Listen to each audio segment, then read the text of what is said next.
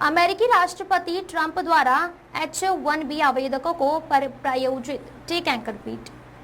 अमेरिकी राष्ट्रपति ट्रंप द्वारा H-1B आवेदकों को प्रायोजित करने वाली कंपनियों द्वारा दी जाने वाली फीस को बढ़ाकर $100,000 करने के आदेश पर कांग्रेस नेता सचिन पायलट ने कहा, अमेरिका बार बार ऐसे कदम उठा रहा है। बार बार कहा जाता था कि प्रधानमंत्री मोदी और डोनाल्ड ट्रंप की बहुत अच्छी दोस्ती है, लेकिन दुनिया में सबसे ज्यादा टैरिफ हम पर लगाया जा रहा है।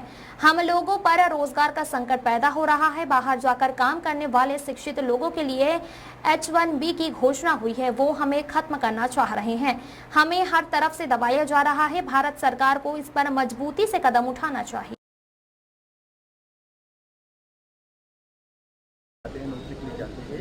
H-1B वीजा उसकी दरें बढ़ा दी है, किस तरह देखते हैं आप? देखिए, बार बार जो अमेरिका इस प्रकार के कदम उठा रहा है, ये क्यों ऐसा कर रहे हैं? जहाँ तक कहा जाता था बहुत तगड़ी दोस्ती है प्रधानमंत्री और राष्ट्रपति की, उसका ये परिणाम है कि हम पे टैरिफ लगाया जाए। दुनिया में सबसे ज़्यादा टैरिफ हम पर लग रहा है, लोगों को रोज़गार का संकट पैदा हो रहा है, और अब जो लोग शिक्षित हैं, जो बाहर जाके काम करना चाहते हैं, उनके ऊपर इस H-1B पे जो भी नई घोषणा करी है वो लगभग ख़त्म ही करना चाह रहे हैं।